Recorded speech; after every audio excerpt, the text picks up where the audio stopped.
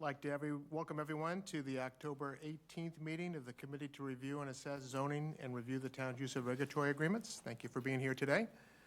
Start with a quick reading of the Mass General Law Statement. This meeting is being recorded. It will be broadcast on the Town of Barnstable's Government Access Channel. In accordance with MGL Law, Chapter 30A, Section 20, the Chair must inquire whether anyone else is recording this meeting, and if so, please make their presence known. No one. This meeting will be replayed via Xfinity Channel 8 or High Definition Channel 1072. It can also be accessed via the Government Access Channel live video on-demand archives in the Town of Barnstable's website. I think we'll start by asking Cynthia to take roll call. Members of the committee, Councilor Jeffrey Mendez. Here. Councilor Matthew Levesque. Councilor John Crow. Councilor Kristen Turkelson. Here. Councilor Charlie Bloom. Here. Catherine Ledeck. Here. Ken Alsman. Here. Seth Entienne. Here. And Chair of Committee Bob Schulte. Here. You have quorum. Thank you. Do a quick reading of the purpose of the committee. Our purpose is to work with the town's planning and development staff to review and reassess recently adopted zoning changes, review the town's use of regulatory agreements, and make recommendations to the council. Just a quick intro. Again, as always, want to thank everyone for joining us today, both in person and via Zoom. We appreciate the public's continued interest in the committee and its work. As always, we encourage the public to provide input and comments either in person, via Zoom, or by email. Written comments and communications can be emailed to Cynthia Lovell at cynthialovell, cynthia.lovell at town.barnstable.ma.us. And Cynthia will forward all comments received to all of the committee members. Just a couple of quick housekeeping items. First, I want to mention that several of us, including a couple of members of the public, attended the zoning enforcement compliance demo that was given by Mr. Florence and some of his staff members. Seth and I were there and a couple of members of the public.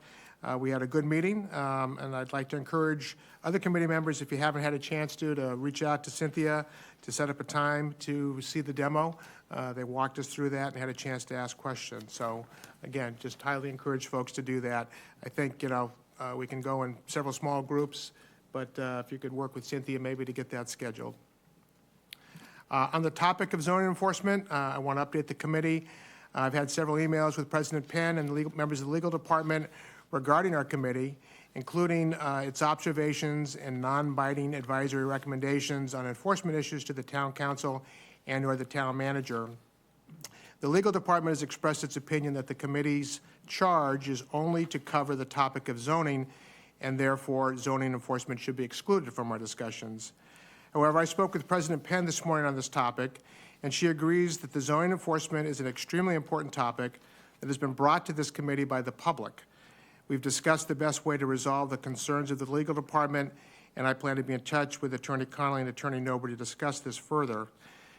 Therefore, while we've received a number of letters from the public on this topic, and may have some public comment on zoning enforcement today, I'm going to ask the committee members to listen attentively to those comments, but please hold any specific comments on enforcement issues until our next meeting, when I hope to have this issue resolved. Mr. Chair, if I may. Kate Connolly, Assistant Town Attorney. I just want to correct one thing you just said. We didn't say that you can't discuss enforcement, but Karen, because I had previously tried to explain the legal jurisdiction of this committee, the town manager, and the town council. So what we were talking about is what this committee is allowed to do in terms of recommendations to the town council. And if I may, can I read into the record Karen Nober, a town attorney's letter or response to you? Because I had previously thought I had addressed this several times, why zoning enforcement is not part of this committee's charge. Not that you can't discuss zoning enforcement, and clearly there's a connection, as I said in my email, between zoning and zoning enforcement, but they're two different branches of town government that handle them, and recommendations, if this committee wants to make them for changes to the zoning enforcement mechanics of how that's done in town, that should be to the town manager. So it's not a long letter, if I can just quickly read it. Mr. Schulte, and this is a reply to your email. The ad hoc committees that were created in April are advisory committees to the town council, quote, to assist the town council in carrying out its responsibilities. And she cites section 241(8)(b)(2) of the town code. As set forth in that section, ad hoc committees shall be limited to a particular subject area and serve only in that capacity for a specific period of time. Your committee, this committee, was created with the specific charge to review and assess, as you read, I won't read it again, but that is the charge. I note that she notes the initial draft of this charge did include language regarding the enforcement of regulatory agreements, but I removed that language from the final draft with town council president's concurrence because enforcement involves executive and administrative functions and therefore falls under the purview of the town manager. The same is true for enforcement of zoning. To be clear, nobody is saying that the town council cannot discuss enforcement issues, which means this committee can discuss enforcement issues.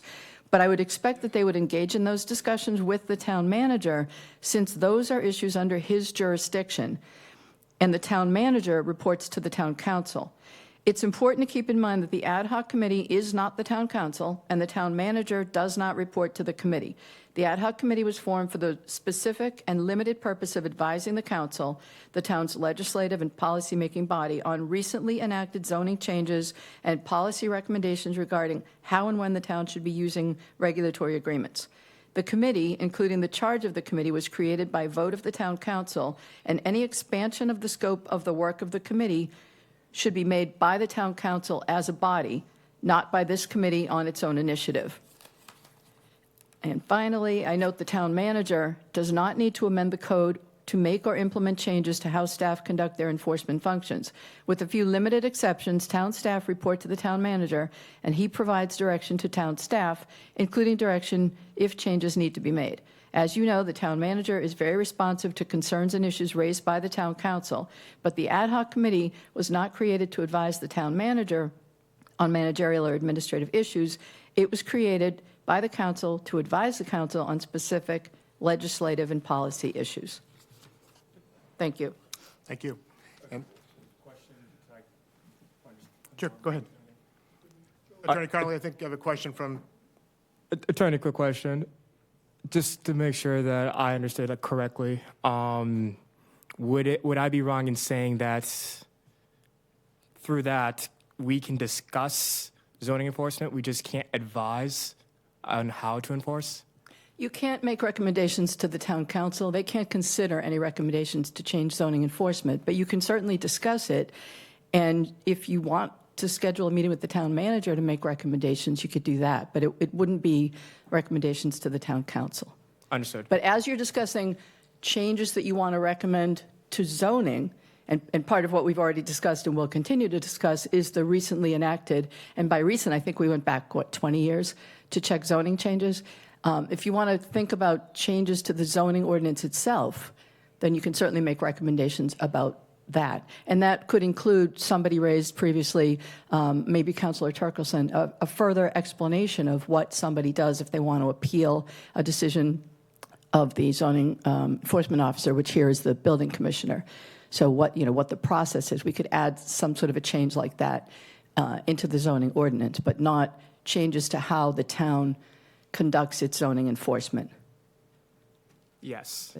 Is that, am I muddying things more, or is that? No, we're on the same page now. Yeah. Okay. Thank you. And, You're welcome. and I'll just mention to the committee, subsequent to that email from Attorney Nober, I spoke to President Pan, and I think there's a feeling that there may be a resolution that would allow us to make those recommendations to the town council, and that's what I would intend to discuss with you, Attorney Nober, and council leadership, I believe, is in agreement with that. So there's a follow-up conversation. We understand under the current charge as it's written now, I understand what you're saying and what Attorney Nober, but I think there's a feeling in my discussions with President Pan that says enforcement is an important enough issue that beyond just discussion, that we should be allowed to make some recommendations to the town council, which they can then discuss with the town manager, understanding we can't make recommendations directly to the town council. So subject to further discussion. Okay. Thank you. Got that. Okay. All right. I think next we'll move to public comment. We'll start with public comment, those in the room, anyone on Zoom, and then we'll follow that up with correspondence that's been sent into the public. I'll remind the public that at the conclusion of the public comment, the Zoom link will be closed, so there won't be an ability for people to participate via Zoom, but we'll go ahead with public comment with parties here in the room. So if anybody would like to speak, please come to the podium. Ask you to try and keep it within 3 minutes, but we don't cut it off at exactly 3 minutes. You just introduce yourself, and if there's a sign-in sheet there, put your name and village as well. Okay.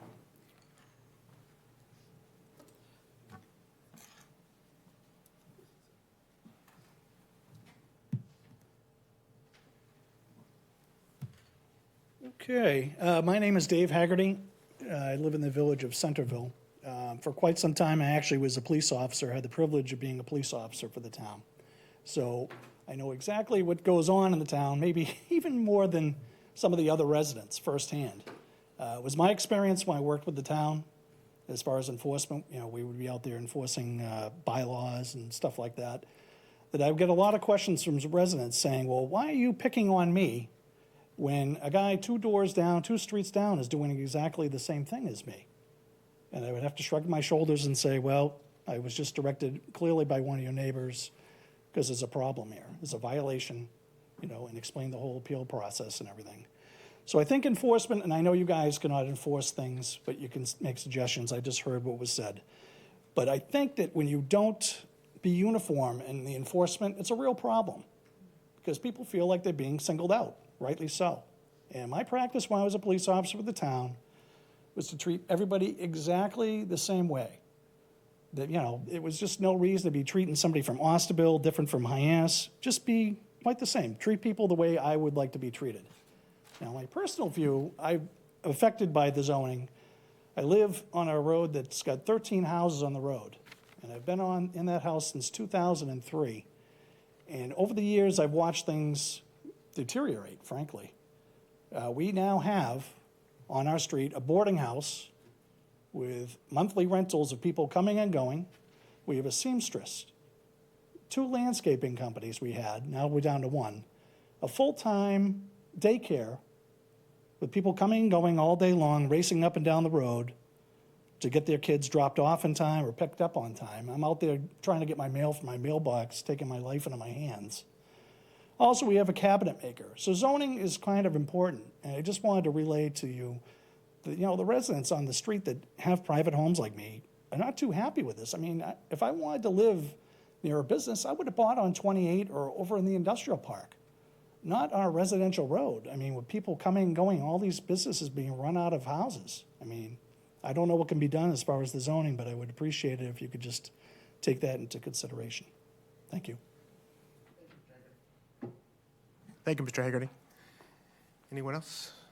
Mr. Schwab. Hi, it's Eric Schwab. I worked with Betty Lipke the past week going through her correspondence in the 3rd precinct, and we selected a couple folks to write you today, so you have a couple letters in your files. I want you to know there's about 7 more that we didn't forward because they're predominantly single women or women with children who are afraid to speak up because they don't feel the town is going to act in their best interest. They feel that they would put themselves at risk if they spoke about zoning. So let me just say generally that the letter you have is about Pontiac. I went up Woodlawn, LaFrance, and Mary Dunn. And there were so many trucks on those roads. Those roads don't meet fire code standards. You don't have 14 feet of passage because of the amount of equipment that is being stored on the road. So, and that didn't just happen today. So clearly, there is no concept of enforcement. And the idea that you have to rat out your neighbor in order to get the town to do anything is totally inappropriate. And it creates a very adversarial relationship in the neighborhoods. So as you think about zoning enforcement, think about public safety and think about the single women and women with children living in homes who cannot reach out to the town for help for fear of retaliation. Thank you very much. Thank you, Mr. Schwab. Anybody else in the room?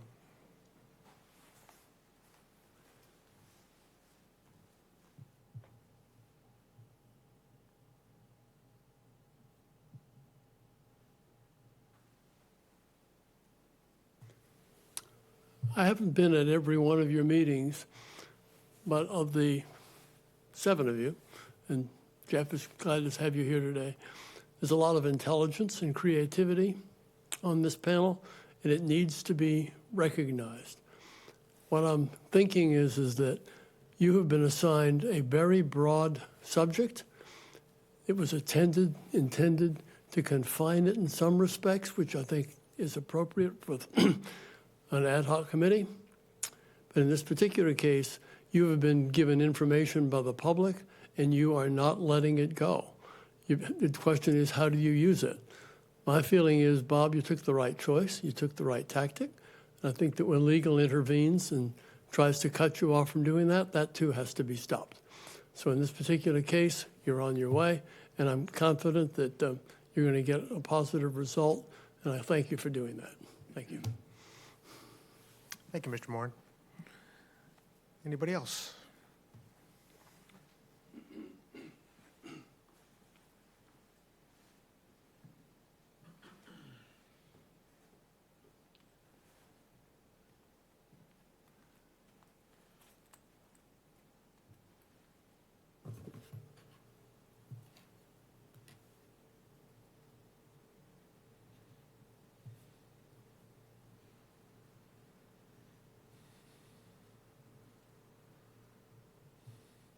Good afternoon.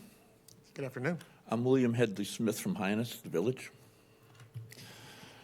I'm coming today as a friend, not as an adversary, but I believe that the town itself and all the people who are running the town are at a very critical point of change. The planning board from the past has been changed to you people now. And in the planning, I think the failure was to react as a reactionary type of thing to housing and stuff like that. There was no proactive measurements or legislation seeing this coming, and it was all rushed. It was really all rushed. Everything's rushed. And when you rush, usually there are mistakes made. Mathematics is funny. You can look at mathematics, and it's the only language you'll ever study that doesn't lie. It always tells the truth. It just do the numbers and you'll find it. There are so many flaws in the recent change in zoning in Barnstable. Not that it's not needed, but it's maybe not needed in certain particular places. This is the village of Hyannis, Osterville. We have villages. We're this close to becoming the city of Hyannis. You realize that. It really has its downbeats. The wonderful project in Roxbury that were advertised when they opened up was by the river and affordable for everybody else are now the projects. Projects, that's where all the crime happens. That's where all the stuff happens that wasn't foreseen by putting a bunch of people in the wrong places, like in Main Street and stuff like that. When our Constitution was written, Thomas Jefferson had a great quote. He says, let's try putting amendments to this Constitution because none of us are smart enough to know what's going to happen down the road. Ladies on the panel, if you hadn't have done that, you wouldn't have had the vote today. There are amendments to every mistake. We have to recognize the mistakes before we make it stone. That's impossible to break down. Proactive government is very difficult when you don't have full-time members in government. It's part-time from all different walks of life, and some of them might not be expertise in finances and other might. So our decisions are made by being bipartisan and proactive. But think of that. You wouldn't have the vote 100 years ago in 1924 when they decided to amend the Constitution to vote. Well, there are a lot of things I think we have to take a look at mathematically that don't work. And we have to recreate it from our mistakes. There's nothing wrong with making a mistake, but it's very wrong not to correct it when you know it's a mistake. That's what government is all about. I'd like to say one other thing. I think what we're talking about with the Main Street in the downtown districts of the villages that I said to you is that there should be a downtown Barnstable County coalition on Main Streets that exempts the zoning laws that were passed ridiculously, in my opinion, to have 4-story buildings in the village. There are plenty of places that we could think about putting other places and go for the needs of housing. But if we lose the charm and the DNA of what we are as villages in a beautiful community, we've lost a lot more than what to do.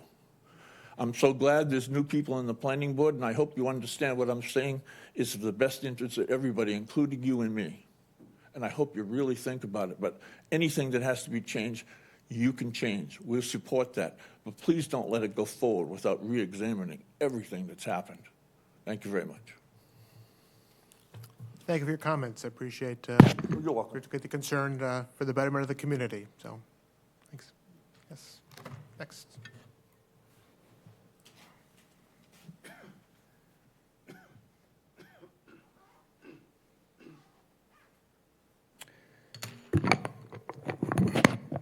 Good afternoon, ladies and gentlemen. Your favorite John Julius from Hyannis.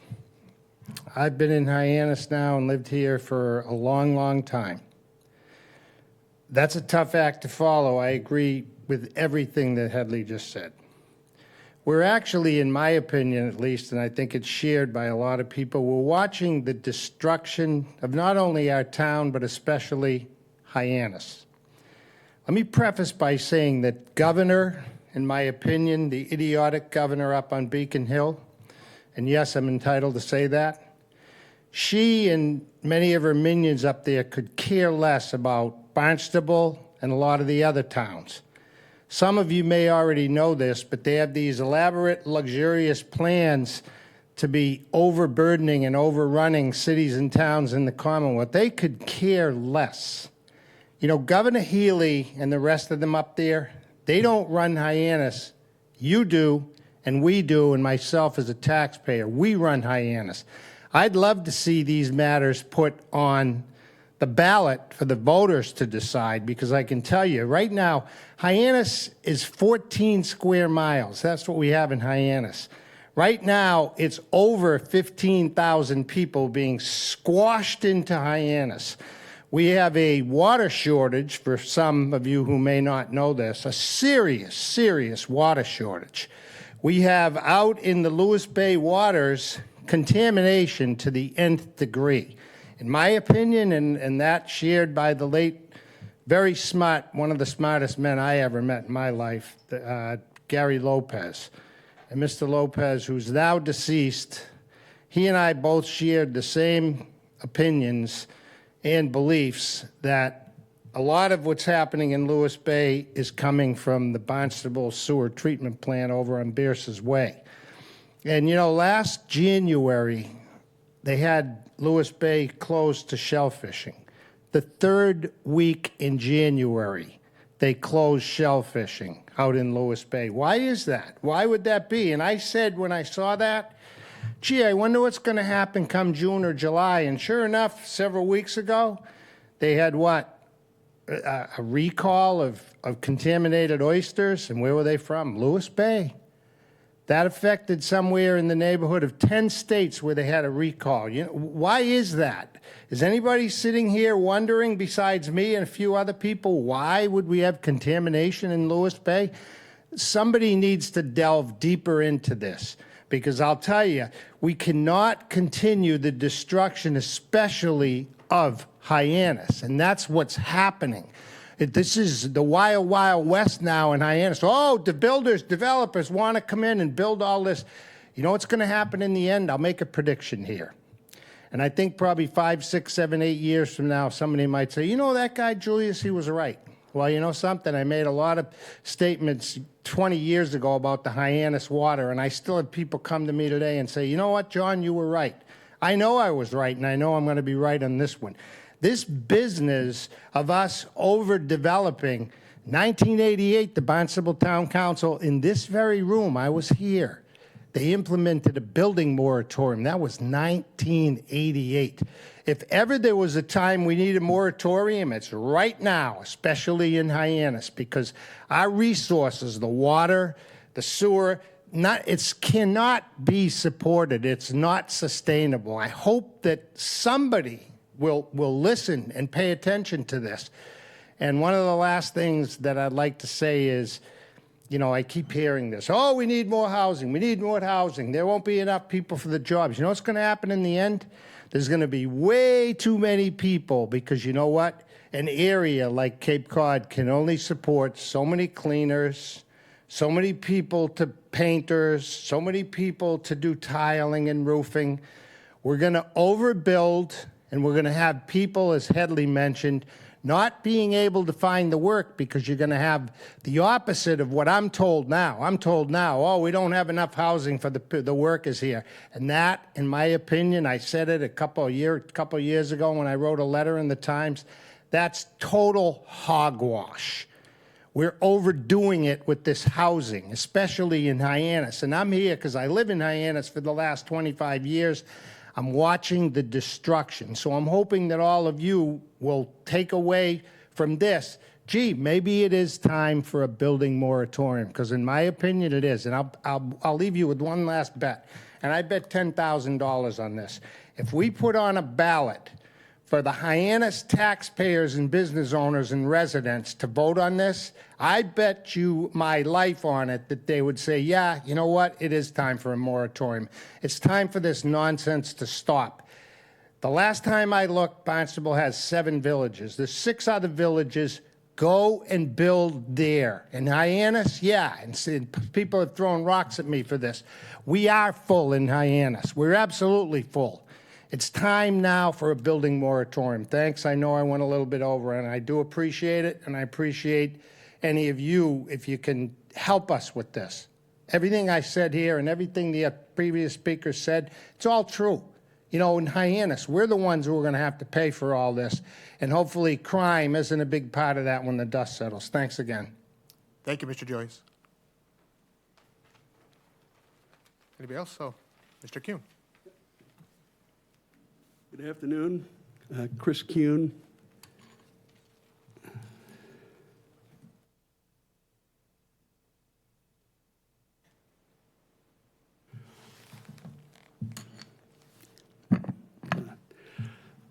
I'm a little dismayed that the ordinance that was created in February of 2023 that changed the zoning in Hyannis so dramatically, as far as I know, it was done without any prior in-depth analysis of what each and every necessary resource was, how much of it was available.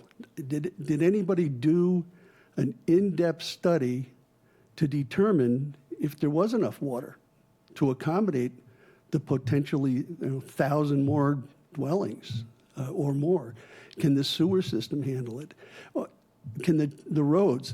We're in the middle of a traffic kind of a redesign right now for Hyannis. I mean, wouldn't you want to wait until you had that figured out before you start opening the door to allow for 800, 1,000 more dwellings? We're going to be changing the traffic pattern to two-way on many of the streets. That's got to have an impact. So, I mean, it seems like the first thing you do before you adopt regulations that will increase your capacities, you have to know what you need, what your capacities are going to be. What are you going to need? You have to anticipate that. I don't know that it was ever done. It seems like they just went from we need housing to adopting the regulation that allows for it, to people applying and getting permits for it, and no regard to, can we handle it? Do we have room for it? Will it fit? How are we going to accommodate it? We're going to have to hire how many more policemen? How many more firemen? Can the hospital handle it? There's a massive part of our infrastructure that services the whole, this whole end of the Cape. They're overburdened already down there. So I'm just a little surprised at the sequence that it's taken. And it was very predictable that as soon as that zoning got passed, people would be racing in to pull permits for 4-story buildings. And now we're stuck with them. They're not going to go away. Unless a smart builder and his banker sit back and think, do I really want to be building a 50-unit apartment building in an area where there's going to be 700-plus other apartments? There's going to be a shortage of people with good, decent jobs. There are no year-round jobs that are going to pay enough to afford those people the ability to live in those apartments. So as a developer, I would have to be reconsidering that. As a banker financing it, I'm interested in my exit strategy. What if this goes bad? The bank's not in the apartment business, they're in the money business. They don't want to be owning these places. If you've got a lot of vacancies, the rents, and gladly for the affordable people, the rents will go down. If I'm renting an apartment in a building and my rent's $2,500 a month, a building around the corner is got vacancies and they're renting a same one-bedroom apartment for $2,000 a month, I'm moving. And it's going to impact the rent roll for all of those buildings. And we may have enough people to fill them, but we don't have the jobs for the people. We need good, dependable jobs. And we need an analysis done. Perhaps the Cape Cod Commission, they're fabulous at gathering data. Perhaps they could do an analysis, not just for the town of Barnstable, but for every town on the Cape. Tell us, what can we actually handle? What do we have available to allow for expansion? We need to know those numbers. We can't expand first and figure it out later. When we run out of water, it's going to be real easy. Somebody will say, oh, well, we'll have to build a desalination plant now. We got plenty of water out there, so water's not a problem. Technology will find a way. And as long as technology can keep finding a way, we'll keep piling it, And instead of 4 stories, they'll go to 10, The sky's the limit. So that's all. Just it's a bit disheartening to see this village going the way it's going. And unfortunately, I think it's probably too late. There's equities involved that it's never going to turn back. So that's all. I wish you all the best of luck. Thank you, Mr. Kuhn. Is there anybody else in the room that would like to speak? Let's see. Do we have anybody on Zoom? Yes, there's one person on Zoom named Susan Rome. She's being moved over now. Thank you. We have one person on Zoom.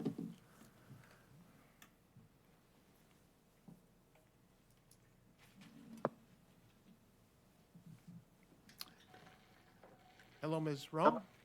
If you can hear us, Hello there. go ahead. I'm wondering if I can get a full screen view here. Hold on.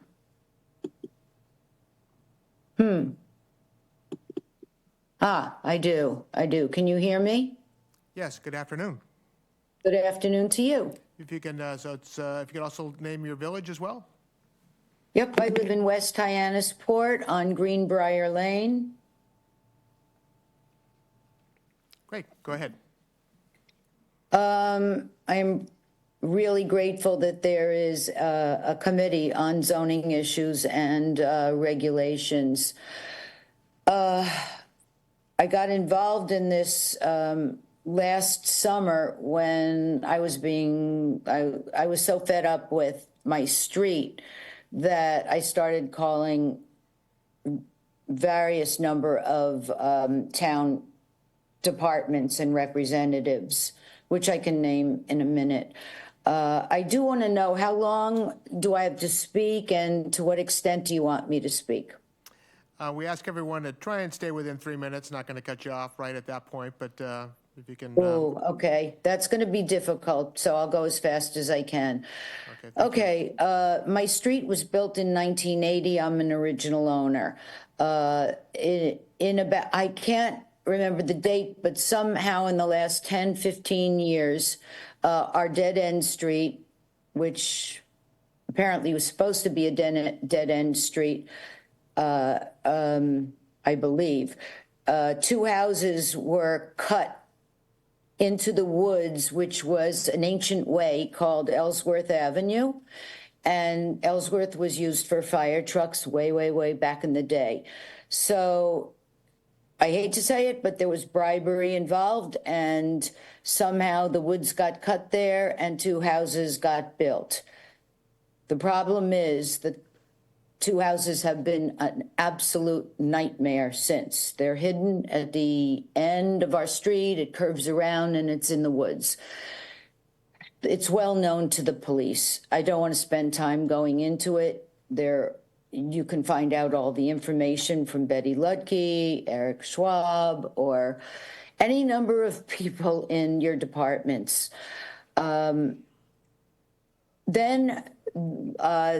Last summer, 2 houses became a major problem on our street, right off Old Town Road as you enter. Number 14 Greenbrier Lane and number 42 Greenbrier Lane, with another number across the street that's a different problem. These houses are used as businesses. I will say that, and I know it's true. I know you have responsibilities to prove everything, but I spent many, many hours probably with Ed Bowers last summer.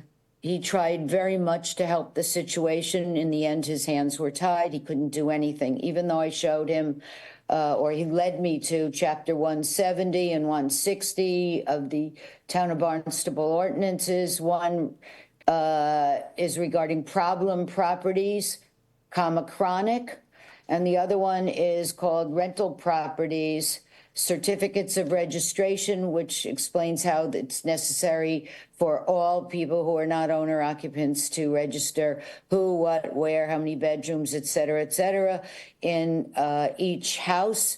And it's supposed to be regulated by the Board of Health and the Health Department, which I've also talked to last year, and they have not done anything, or are not able to do anything, or don't have the personnel actually to do anything about inspecting, enforcing registration, or anything like that.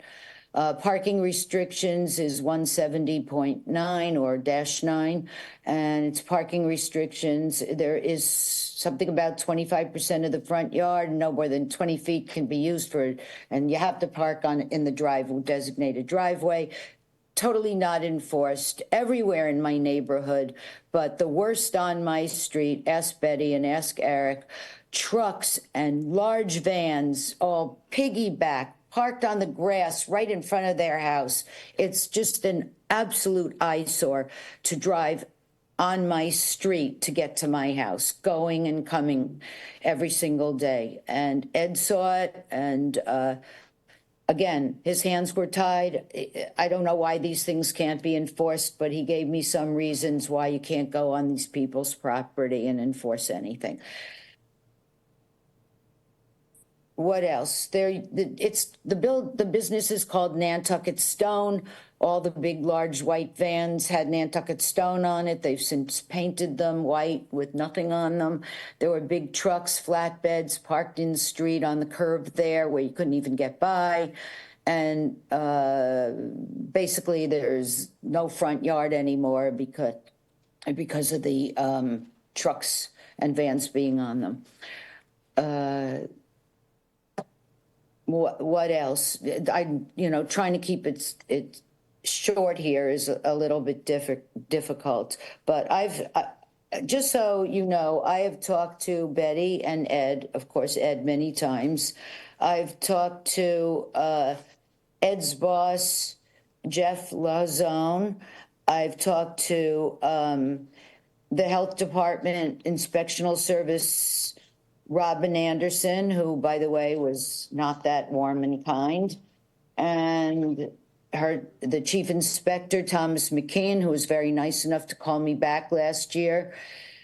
But again, nothing happened. I've talked to and put calls into Mark Ells, and then he sent me to Andy Clyburn, and it goes on. And basically, I got absolutely nowhere. And I am assuming that other people have the same story, because I can walk my dog all over my neighborhood, and mine is the worst, but it looks pretty similar. There's just no regulation of park or allowed to park to make it look like a nice neighborhood, or build driveways, stone, asphalt, anything, or or designate places or bays or somewhere for businesses not to be run out of residential property.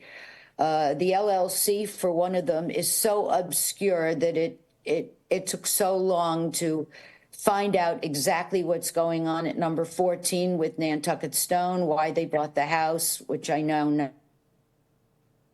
and what they do with the house. Number 42 is a different story. He is also somehow related because they all come from Nantucket. Ms. Rome? And yes, go on. I'm just gonna say, That's I'm it. gonna ask you to wrap it up. Appreciate that. I think. Actually, that's about it. Okay, no, we appreciate you've given us a good sense of the issues you've had, and that they've continued, they haven't been resolved. So it's very helpful for the committee to hear those comments. So appreciate your calling in today and sharing your story with us. Thank you. Thank you for letting me speak, and thank you very much for listening to this committee, and I hope that there will be some resolution. Bye-bye. Thank you. We appreciate your interest in calling in. Thank you. Okay, thank you. Just to confirm, do we have anyone else on Zoom? Okay. All right, then we're going to go ahead and close the Zoom link at this point. And I think we'll go to public correspondence. I think you should have all had in your packet from Cynthia. Looks like there were, I think, 3 letters, 2 of which were from individuals. I'm not getting into specifics. At least one of them asked us not to share their name because they were fearful of having their name shared in public, but they were regarding concerns with enforcement issues. So the committee members all have copies of those.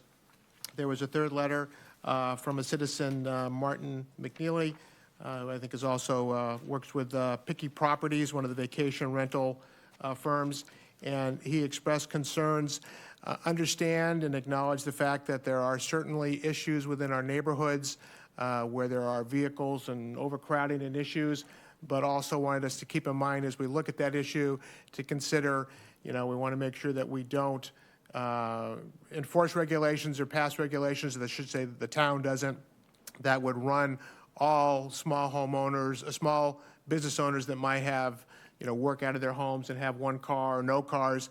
Just want to make sure there wasn't a complete prohibition, but again, acknowledge the fact that there are issues that impact neighborhoods, and indicated that he felt that those are things that should be taken care of as well. So just wanted to, I guess, encourage that there is some balance maintained in looking at those issues. So I think those were the comments that we received from the public in writing beforehand. So I'll ask the committee members if they have any thoughts or comments on either the public speakers or the correspondence received. Jeff, go ahead. Thank you, Mr. Chairman.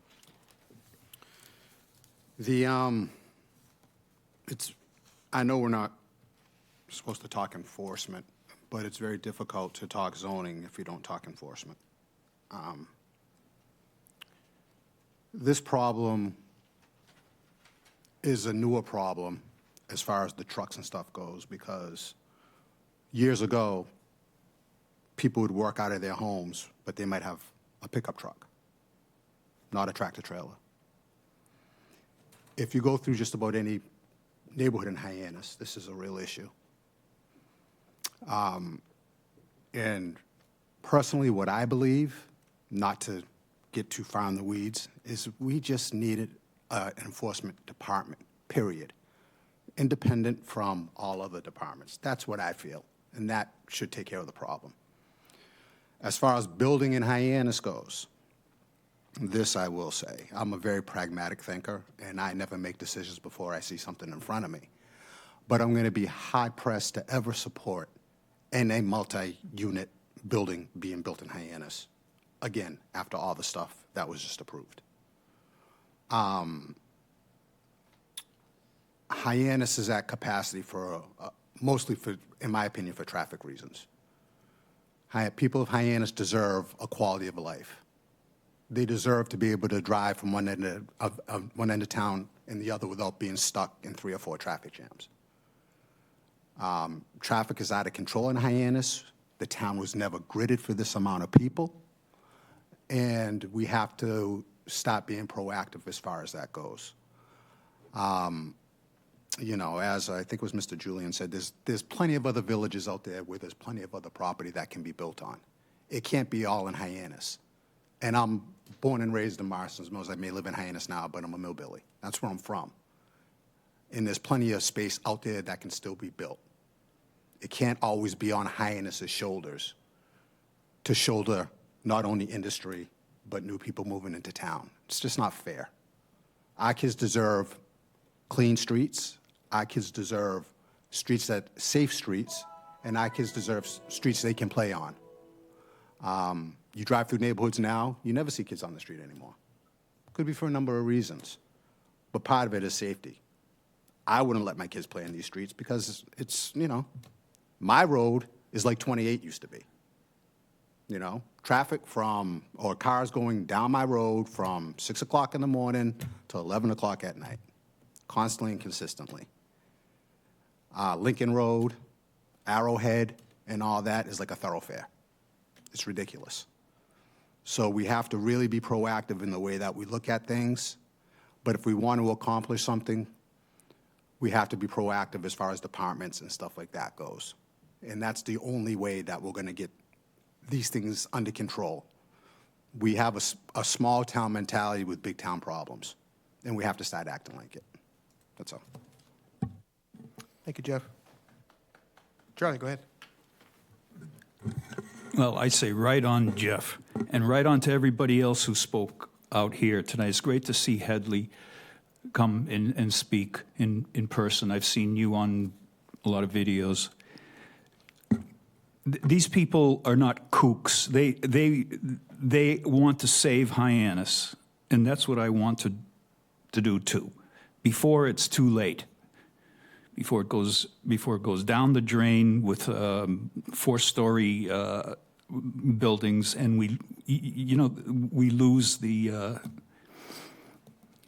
DNA of what, as Chris said, or John, I can't remember who said it, but I know that we have a specific task here, but you folks spoke up, and I think this is the time to acknowledge that. We see a lot of people who are upset about the way things are going in Hyannis. And Ms. Rome, for instance, I'm sure there's a lot more people. I met a lot of them when I was on the campaign trail. Nobody was happy about the trucks, the overcrowded conditions in 10 people or more living in a house in the tree streets. There's a problem here, and it needs to be addressed. It probably won't come because of this committee, but there needs to be some way to address this issue, because I don't think it's going to be addressed with, changing zoning rules or whatever. There needs to be a whole change in a consciousness about, what is What is it that we're trying to do here? Are we trying to just get more people on the streets? I may disagree with you folks on the two-way thing. I think the two-way thing is a great thing because it's more like what a village would be, you know? I like that idea. I like walkable streets, the whole thing, but I'm not for four-story buildings on Main Street. I was happy about the fact that the Christian Science Church was only 3 stories, big whoop. But, you know, at least it's only 3. I mean, the first thing I heard was that it was going to be 4. Can you imagine the privacy that the people at Independence House would have had with, you know, a 4-story tower peering over their property? That would have been a nightmare. No, we have to do something about this, and the rest of the town needs to share the responsibility. You know, I've heard Chris say that maybe we have a glut of housing. I'd like to know more about that. I don't know, you know, if there is a glut, but I need to talk to you about that. And again, I want to thank Headley for coming here tonight. Thank you, Charlie. Anybody else? Kristen? Thank you, Mr. Chairman. I would like to take Mr. Kuhn's comments because I think if we have the data to know what are the available resources, where are they, how do we deploy those resources, what do we need to think about in the future? I remember going to the Centerville Civic Association meeting, and one of the fire department was there, and I asked the question, do we have enough space in the fire department for growth? And he said, well, thankfully the Prudential Committee planned, I might be misstating this, so I'll state the understatement. I think he said it's a 50-year plan. I believe he said 100-year, but now I'm doubting my brain. And he said, we planned for 100 years into the future that this building would support the growth of this area and what we would need for services for 100 years. And I thought, wow, that's like amazing, because how many times do we build a fire station, then 20 years later we need to build another fire station, and then another 20 years is another fire station. It's not long enough, it's not wide enough, we don't have enough gym space, not enough bathrooms, not enough beds. So it's, so I mean, it's, I guess that question. So I don't know if the Cape Cod Commission provided us that information. Jim, do you know if we took Cape Cod Commission data to kind of see, I mean, I know I think that's maybe informing the LCPC information. But I think that's a valid point, is what is the data, and could we bring that forth in transparency for people to see what are the resources that we need at the growth that we're kind of planning. And I mean, we do have the Marston's Mills School project coming forward, and I think that will be controversial, but it is a town-owned piece of property, and we're the stewards of that property for now. And we need to maybe think 100 years into the future. What are our needs and what are the resources that support that area? And, we have an overabundance of housing being placed in Hyannis. We have a sewer line coming down a road to be in that area.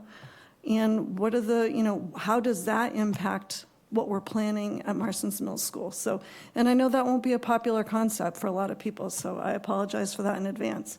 But I do think, we need to have that data and be thinking about that when we're making decisions, because it seems like maybe some of the decisions that have been made in the past are not as palatable as they were even in the recent past.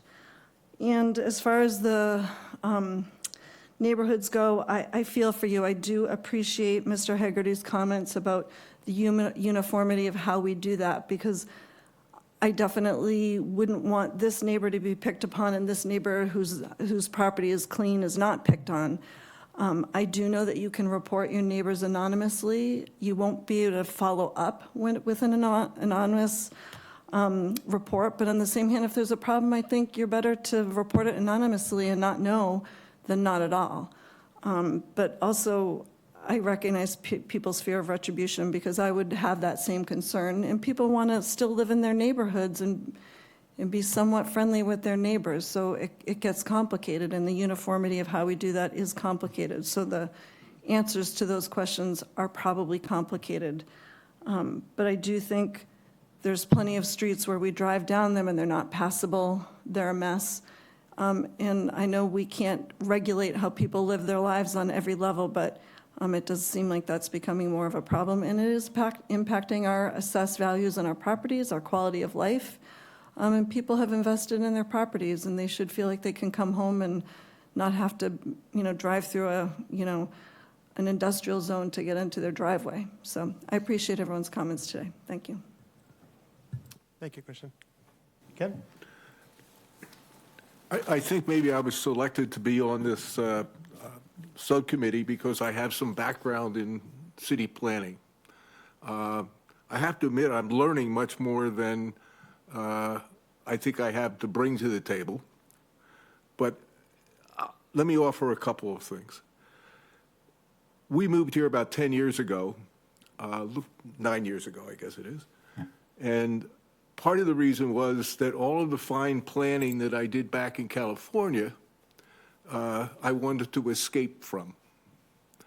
Not personally that I planned for, but it just never seemed to stop.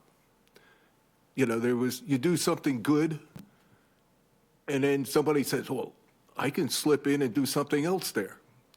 And so you guys are in the common dilemma of what is happening when it comes to building cities. And it's even worse because this city's been here a long time, so it's a matter of not only building the city, it's a matter of fixing a lot of the things that are in it that aren't quite right, that maybe slip by somehow. I sort of put Main Street and the efforts to fix Main Street or to make improvements there, changes like the two-way streets, and those sort of things I think are really, to me, the essence of planning is, okay, let's take something, let's figure out what's taking place there, and take a look at what works, take a look at what the problems are, try to fix those, and then plan your changes based upon those sort of considerations. And my understanding was, to a large degree, that's sort of what happened on Main Street. I mean, I have to say, from someone who lives in one of those quiet little villages, that I looked at Hyannis as being the center of this whole area. I mean, it obviously has, it has all of the business, or it has a huge amount of business, it has the commercial. We drive here to go to Star Market or to go to Whole Foods or something because they're really, they're resources for the whole area. And so I've sort of assumed and expect that there is going to be more intensive development in Hyannis. I'm getting the impression that not everybody agrees with that. So there's a real dilemma there in terms of how this area might mature over time. One of my initial concerns over the last several years is the improvement of the bridges. I have no idea where all those people are going to, we now have, 4 lanes coming across? We're going to damn near double that amount on each bridge. Where are they going to go? Are we really expecting that many people coming into Cape Cod? Apparently, because we're looking for a lot of money and a lot of purchase of properties and construction to make it happen. So I'm going to skip back very quickly to what I think are some things dealing with the enforcement. I think probably you can't enforce something unless it's well-defined. And that's a place that maybe the zoning ordinance can really provide some help. Have we defined what a neighborhood is well enough? What a neighborhood is supposed to be, a residential neighborhood. It is this, it is that, it's not that. And how do we make it more of a neighborhood? I look where I live. I have to tell you, I have a next door neighbor I haven't talked to since I moved here. it just, he's just not a pleasant guy to be around. Or maybe he thinks I'm not a pleasant guy to be around. But in any event, those kind of conflicts take place a lot. But nothing as dramatic as what I've heard a lot of folks talking about here. So I don't know if this is any kind of a solution, but trying to define the zoning that defines neighborhoods in a way that takes care of some of these problems and defines them more clearly. It makes it easier for the enforcement to take place. You're not doing it right, guy. You can't do this anymore. And here's the enforcement. Then you get to the second part of that problem. Is there a court in this area that's going to help you enforce it? If there isn't that kind of leverage, the people who do these kinds of things aren't going to give a damn. They'll just come back next week and do the same thing again and be really pissed at people because they reported them. So I'm trying to get to a simple solution for a part of what we're dealing with, and that is, how can we take the residential zoning, and I don't know it that well, I wish I did, but how do we take that and provide a clear, identifiable, yes, you're a problem, no, you're not a problem kind of zoning in the ordinance? So there's a lot more I could say about this kind of stuff, but I'll shut up. Thank you. Thank you, Ken. Appreciate it. Any other comments? Yeah. Seth, go ahead. So we heard a lot spoken about people running businesses out of their homes, commercial businesses in residential neighborhoods. And through all those comments, that is just evidence of a need, or at least a demand, for mixed-use development. To be able to work where you live. There's fear, and it's understandable that will lead to 4-story houses and towers. And there's a quick connection between that and crime. But that would be a very, very false assumption. When you go to Boston, you go to the financial district, you go to Southie, there's 4-story buildings everywhere. It's full of accountants, doctors, software engineers. There's very little crime there. The architecture doesn't lead directly to the behavior. It's other societal forces outside of that. Secondly, Chris Kuhn spoke about there being a glut of housing, and your assessment of that, I wouldn't say I completely agree with your assessment, but you looked at it completely from the developer's point of view and being worried that if there's more housing, it's going to lead to competition and prices are going to drop. That's what everyone's been clamoring for, more affordable housing. And in that sense, even if the developer is in that position, the fact that there is housing to begin with, this is why we're all here. And to what you spoke about earlier, Charlie, about there being maybe what's the housing situation and what can zoning do about that? I want to say that everyone that had a public comment earlier is from Hyannis. Where are the people from Marcus Mills, Osterville, Cotuit, West Barnstable? At an earlier meeting where the land use maps were presented, essentially the western half of Barnstable was sectioned off for conservation, so we can't develop there because of zoning. All the zoning, all the development, all the proposed development is happening in Hyannis. Hyannis, I don't know the exact number, makes a small portion of Barnstable, but 1/3 of the population lives here.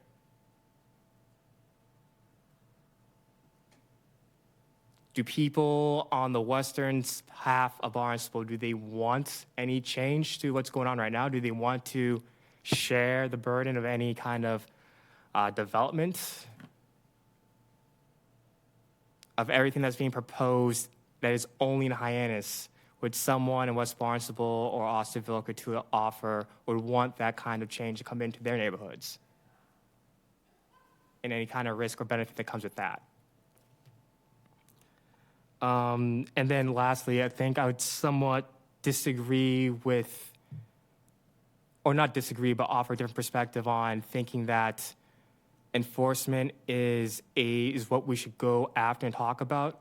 But more so, I'm more curious about, okay, if there's so many trucks around, so many landscaping companies that are doing things under the table, kind of in shady scenarios, why is there such a market for these businesses? They have to provide a service to someone. I think it would be more beneficial to go after or to understand the market forces that drive this behavior rather than thinking that we can just enforce it and legislate it away. Thank you, Seth. Anybody else? Oh, Kristen? I agree with Seth's assessment when we think about Boston and those areas.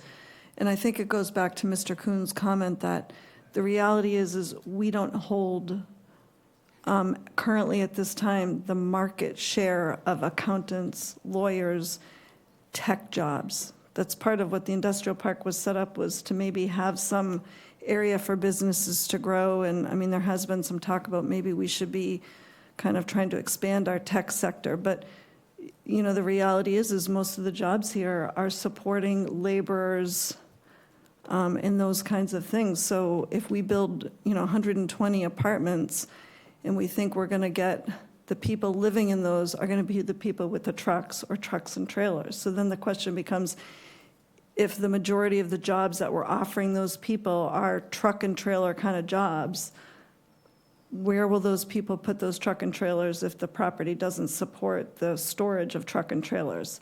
If we opened up 120 apartments and we said we're only going to take accountants, and we know that we can put 120 accountants and their families in here because we have 120 accountants jobs, that probably would work like a Boston market. But the problem is we're not Boston. The financial level and the opportunity for jobs here are not, they're not those sector jobs. That's why, partly why people might be living outside the city and commuting into the city, because that's where those jobs are. So I agree with what you're saying is like the crime and the problems that come with occupancy aren't always just related to the structures, but it's also just the way in which we live our lives and who's in those positions living in those apartments. And I'm not even trying to say people living in apartments are crime people. That's totally not what I'm saying. I just think part of our concern is that the more and more people you put in here, it increases your risk for more things. I mean, I think that's just a general, the more cigarettes you smoke, more likely you probably are to have a disease related to smoking behavior versus you're not a smoker. So I think it's your exposure to those things. So I guess that's what I'm saying. But I would love to think that we have 120 apartments we're going to put in 500 apartments, and we have 500 accountants that are going to come in, and those accountants each make $160,000 a year, and that's the solution. But I just don't, I don't see that. I don't see that as part of where we're going, because we would really need to build the job base, which I think is part of what Mr. Kuhn was saying, is we need the jobs to support the people to be living in those apartments. So back to your point is we probably need to go to the beginning of the problem, which is, how can we elevate our communities to have better paying jobs and better access to those resources that enhance our lives, rather than just building a building. Thank you. Seth, go ahead. That made me think about earlier people speaking about data, and the Cape Cod Commission has data that is related to the local job sectors, employment. I did look at that. Where it is failing is that it shows you the data per town, but it doesn't disaggregate it by zip code, which you can do via the U.S. Census Bureau on their website. It's kind of more complicated, but it's there. Going forward, because through that, I know that I want to say 10% of people that work or live in West Barnstable work remotely. That number drops much, much further down to say in Hyannis. We know that remote work is on the rise. There are going to be different kinds of but jobs and businesses that we can't foresee right now. One of the hottest jobs right now, or the most increasing positions, is jobs in, say, data science, data analytics, even more in AI. Those terms, those positions were very, very little known, if not exist 15 years ago. I graduated from Virginia Tech in 2023. On my way out, they were designing a completely new building just for business analytics. It's more so, at least with this committee, building the infrastructure, or at least using zoning as a tool not to restrict that kind of growth. Zoning does that in a sense that it says that you can't have this business here, you have to do it over here. And with all the public comments, and they're valid, there's an issue of the clash between using residences in residential neighborhoods for commercial purposes, which I want to say in my naive thinking that it could be solved through mixed-use zoning. But it has to be thoughtfully planned where it does happen. And in defense of the planning department, I want to say they've done a lot of thinking and research into their plans and trying to get community outreach and output to see what the people want. Yeah. Sure, go ahead, Jeff. It's a complicated problem, but a simple solution. Well, not a simple solution. It's what it is we just weren't gridded for this population. That's just the bottom line. And during good times, and we've been in good times since 2010, by any metrics, these businesses pop up. When the economy softens, I've been through it a few times, a lot of these businesses will disappear. That's just the way that it goes. Things go in cycles like that. But the bottom line is that the way we were gridded in the subdivisions that we have just weren't gridded for this population. That's just the bottom line. We don't have the infrastructure for the population that we have. That's the challenge. We have Independence Park, which should have been all commercial, that has residential now. There's residential neighborhoods splattered all over there. Now, the town has plenty of properties that I'm sure we could make a commercial lot where some of these people can park these trucks. But again, it comes down to we are just not gridded for this population. I don't have the answers, never professed to, but, you know, we're not gridded for a 50,000 year-round resident population. It's more like 15,000. And that's indicative of the problem. That lies the problem, is we can sit here and talk about all this stuff, but the way that the town is gridded, we're just not made for this. That's the problem. Just make a couple of general comments. One, I hope the public can see by the participation and comments made from the committee members, we are all taking this very seriously. I want folks to realize that, you know, while this committee in itself is an advisory ad hoc committee, our objective is to make recommendations to the town council, and you can see there are a variety of opinions, but I think I feel privileged to be the chair of this committee because everybody has been very active, doesn't hesitate to speak up their mind, but everybody's also very willing to speak to one another. So I think we want to continue that with our work. And I do appreciate all the comments. And again, while we not be able to answer or solve all the problems, our hope is to make recommendations to the town council to seriously consider those issues. Just one clarification. I think I understood Mr. Kuhn's comments to say that, you know, we could be headed for a glut if we build at the rate that we're building, and more, not that we have a current glut. I don't think anybody thinks that we have a glut of housing now. It was more, you know, if we don't consider this, you know, carefully, that we could end up with that. So that's, yeah. Likely to happen. Yep, you know, and sure, one more comment, if you keep it brief. No, I was just going to say something. If you can get the microphone. I just wanted to add to what you were saying. You're absolutely right. When I said about the women's right to vote in the 1920, the population at the time was 2 billion people on this planet. There's 8 billion now. In 100 years, there's 8 billion people. And that's exactly what I'm saying. Like, as far as having free traffic flows and the tourist destinations and having the villages in our DNA like they've been for hundreds and hundreds of years, we're becoming a city. We have to protect our livelihood by realizing there's 8 billion people now in 100 years. That's exactly the choice. That's what you have to focus on. It's not going to go away. And yes, they're going to come over to the Cape as soon as those bridges come, twice as many. And the reason is because it's Shangri-La. Now, I don't mind sharing Shangri-La with people. I think that's what life's all about, is sharing. But we better get ready for it, is what I'm saying. It's just, there's no stopping now. And I'm saying we've got to revise the laws that don't work, and we've got to put new laws in that do work. And good luck. Thank you very much. Appreciate it. Yeah, Seth? There's a current trend of people are actually having less kids nowadays. And there's a lot of worry across industrial countries, Western Europe, East Asia, that their populations won't be able to sustain their societies. Japan and Korea are on the forefront of that. That's probably a good predictor of like what can happen in the future. There's 8 billion now. Yeah, across the world, but it depends like on where that population is.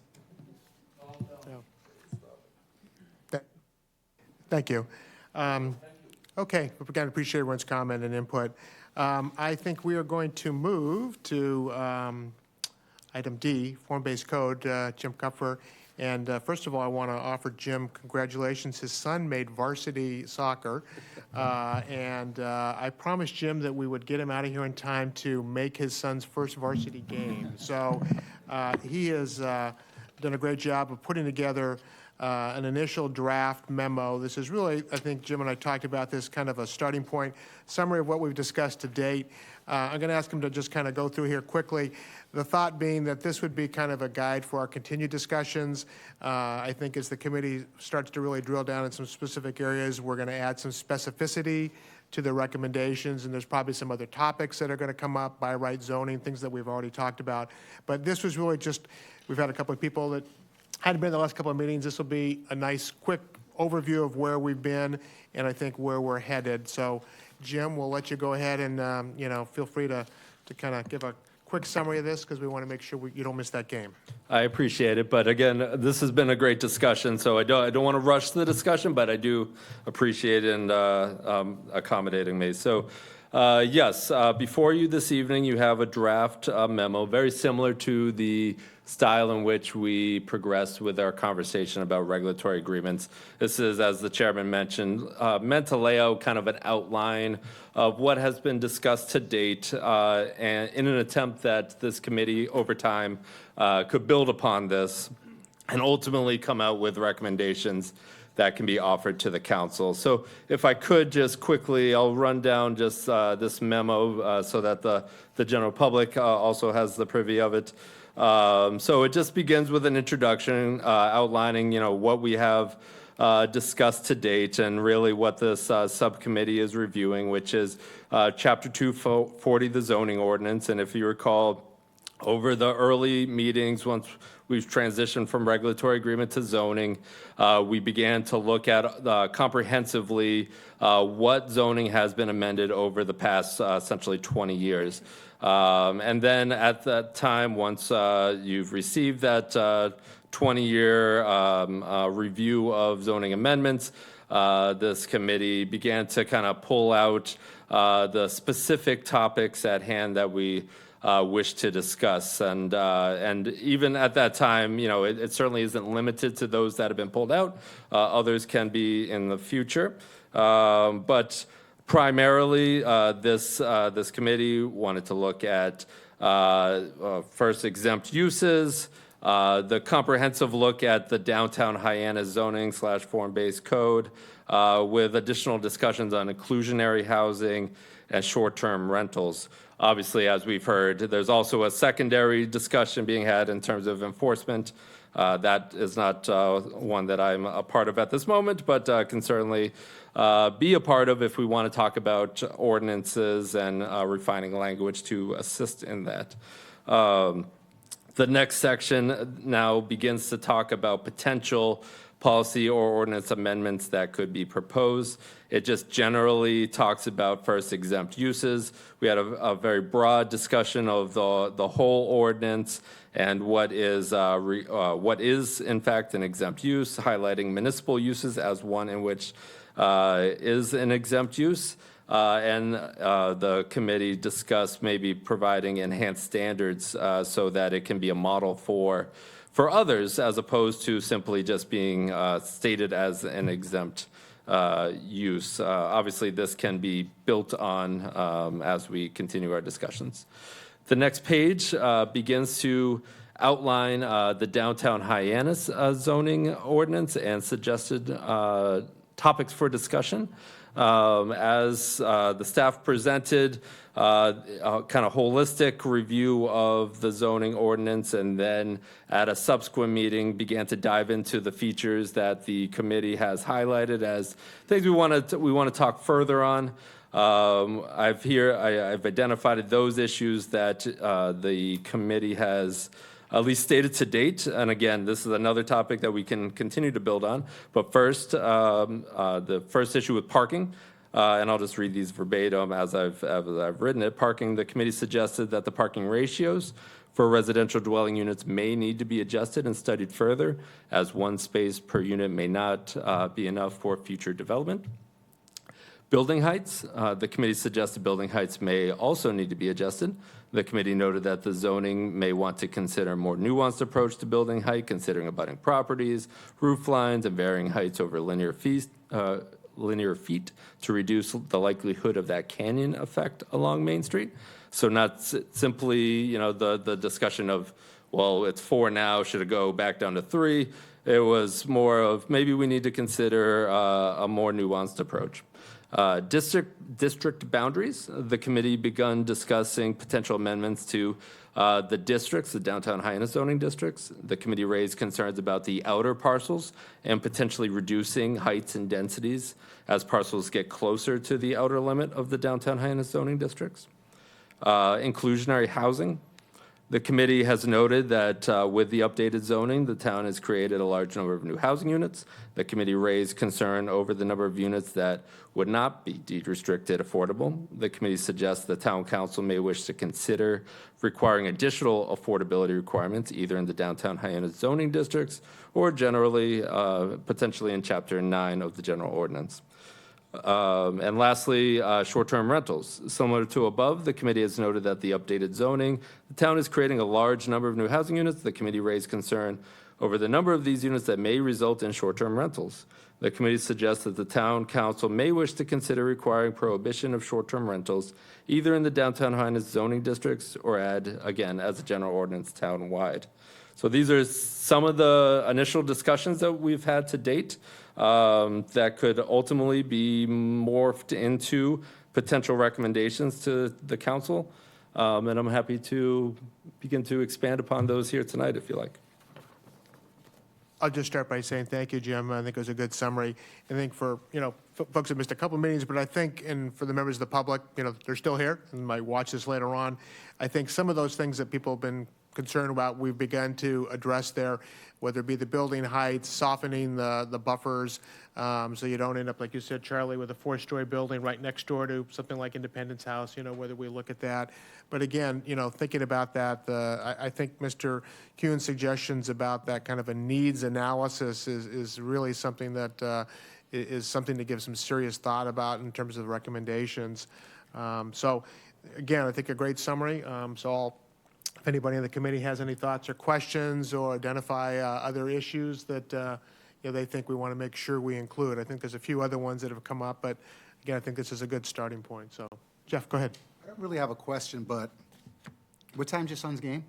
Oh, it's okay. I have someone recording it. I appreciate it. Well, no, I Just mean, if I don't get want late. to, I want you to go to your son's game. That's I a lot more appreciate it. important. It's starting here in a little while, but Could we just bring this back up in the next meeting, maybe, so we can go? Bring it up again. Oh, yeah, absolutely. Yeah, so just so we can go to his kid's game. Oh, no, yeah. Go No, see no, his no, game. yeah. It's not the same on through a phone. It's Any immediate questions we have here? No. Kristen? Okay, I know, I'm not an annoying person, what can I say? I think you've given us the list of all of the housing units permitted and in process. If you could just put that with this so that we know, like, kind of in the next, in theory, 5 years, what's going to happen, because that'd be great, thank you. Absolutely. I can include that in the next updated memo, certainly. Yeah. Okay, great. If we have another question, Jim, we're going to let you get to that game. You guys are too kind. I'll quickly mention, I don't know if it's the next thing on the list or not, but just to let everybody know, I had requested from President Penn an extension of the committee, which was approved through February 28th, 25. If we get done sooner, great, but we have at least till February 28th, and I expect that we'll probably have maybe just one meeting in December with the holidays and stuff, but we've got some more time. So, Jim, will thank you for that. I'm sure you and I will talk between now and the next meeting. Yes. One of the things we're going to talk about is maybe dates for November, so I'll circle back and make sure that, you're aware of those, so. Perfect. Thank you Okay. so much. I really appreciate it, guys. Thank you, Jim. Good luck, yeah. Let's see then, okay. Item E, we had an item, I put it on for Attorney Connolly. There had been some additional materials distributed to us back on September 6th regarding Chapter 240, some of the parking information. In talking to Kate, I think it was more informational purposes, but I'll ask Attorney Connolly if she has any other thoughts on it, or if anybody had any comments or questions from the information we received. Certainly. Thank you, Mr. Chairman. Through you to the committee, I had provided copies of portions of our zoning ordinance that relate to parking after we talked about the Spenlenhauer case in Osterville, which Councilor Crowe had mentioned. And I looked into that and found, and I reported before about this, the court found that because it was a Board of Health regulation, but it made no nexus between parking and health, it was not appropriate, and it shouldn't have been enforced against the individual, and that it appropriately should be part of a zoning ordinance, not a Board of Health ordinance. So it was repealed at some point by the town. I provided sections of the zoning ordinance and then checked with the building commissioner to make sure I had them all, and he told me there were some I had missed, so I sent those around. The only thing, I'm happy to answer any questions on those provisions. The only thing I wanted to add was that President Penn brought to my attention there was another case that involved the Hyannis Parking Overlay District and found that that was invalid, or portion of it was invalid. So that I looked back and saw that it had never been deleted from the zoning ordinance. So we've done that now through the town clerk. We are deleting that portion of the zoning ordinance. So this is just what we have now. If the committee wants to review it and, talk at another meeting or even today about whether there's additional parking provisions we might want to recommend be added to the zoning ordinance. Okay. All right. Any questions? Thank you. Yeah, I was going to say, Can I speak to that issue of parking? sure, if we can keep it brief, Mr. Schwab. I let Jim go. I didn't say anything. People have misunderstood the reason we focused on enforcement. The reason we focused on enforcement, aside from the fact that we need it, is that we're trying to understand where the zoning is broken. So I think that the example of the parking, the case law, the reason that came up is because I was told by the building commissioner on multiple occasions, oh, that's not enforceable. We can't enforce that ordinance, okay? So there are about a dozen other ordinances that regularly come up that I've been told and others have been told are unenforceable. So I'd like to give you that list at the next meeting. So the one, Susan Roma mentioned one of them, which is there is an ordinance that says you can only park 25% of your frontage with vehicles. You can't turn the whole front into a driveway. You have to limit it to 25% of your frontage. And I've been told personally that that's unenforceable. Well, that's foolish. Either it's enforceable and it's on the books, or it's not enforceable and it's not on the books. So that's why we brought up the whole issue of enforcement, to show you how broken the code is. So, and when you look for bugs in code, you look for where it breaks. Where does the routine break, right? So again, we have about 12 specific items related to residential housing, residential neighborhoods that we need the attorney's help to research. And like, where's the case law? You know, why is it unenforceable? That's one thing, I'll leave it there. And just on the topic of mixed use, I think you need to talk to Jim about the LCCP has opened up a couple areas around town where they want to redefine the zoning. Okay, they want to look at the 132 corridor, they want to look up around the college, and they wanted to look around West Main Street, and we strongly discouraged them from doing that. But unfortunately, West Main Street is a pretty good place for mixed-use development if someone had a really smart idea about how to do it, because we're just doing it haphazardly now. And similarly, 132, there's a lot of open space, some of which is owned by the town, where mixed-use development could go and where all these commercial bays could go that we need so desperately. I mean, if there is land for commercial bays, then I would suggest you talk to the town manager and get him to put it out to bid. You know, say, hey, here's the land, we want commercial bays, and start building it. Because we're never going to get these trucks out of the neighborhood until they have a place to go. So, you know, if there's a place for them to go, you know, aside from bankruptcy, you know, let's put them there, you know, before they get stuck on the street. Thank you very much. I appreciate you. Thank you, Mr. Schwab. If there is, again, I agree with you, if there are zoning codes or ordinances that are unenforceable, either we get rid of them or we change them so they are enforceable. So if you do have information that you could share with the committee, please send it to Cynthia so she can distribute it, because I think it's something we want to look at. So, thank you. Comments, thoughts? Okay. I guess we covered item F already. The date of the committee for its work is extended to the 28th of February. So I think we're item G, which would be dates for our November and possibly December meetings. So I guess I wanted to toss out, do we know yet, Cynthia, do you know what dates the town council meetings are in November? I didn't see them posted yet. I don't know if they've set them, they just weren't posted yet? Yeah. 7th and 21st. 7th and 21st. 7th and 21st, okay. Charlie, saying the 7th and 21st of November? 7th and the 21st. So my thought would be if we were to stick with our Friday schedule, trying out of respect for our counselors not having back-to-back days, if we were to look at November 1st and November 15th for our two meetings in November, we'd have to confirm that with Sarah to make sure that the room and audio visual is available. But how does that look for everybody at this point? Any problems with anybody? The 15th is not good for me, but One I'm day, just okay. one person. Okay, The 15th, maybe. okay. So I think we probably still have a quorum, and John will be back, okay? You want to just set it tentatively? Why don't we say tentatively, yeah, and Cynthia, would you mind, and maybe they're listening in, but if you could just confirm the room is available on the 1st of November and the 15th of November? At the same time? Same time, 3:30.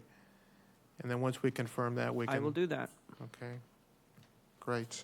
And again, my thinking for December, just thinking ahead, is that everybody, I'm sure, will be busy, is that it'd be nice to get one meeting in. And if I'm looking at dates, I would suggest either December 6th or December 13th. I don't know, early in the month. I'll just ask you to think about that, and maybe at our next meeting, we can pin one of those dates down. But, you know, just do one in December if we could. Okay. So we'll wait to hear from Cynthia just to confirm the 1st and the 15th and the availability. I think that moves us to item H, which would be to approve the minutes for October 4th. Any questions, comments, or a motion to approve? So moved. Do I hear a second? Second. All in favor? Aye. Aye? Okay. Abstain? Okay, good point here, okay. Those are approved by those present, okay.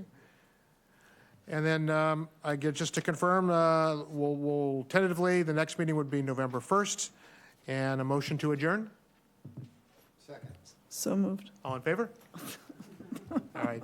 Thank you, everyone. Thank you to the members of the public, too.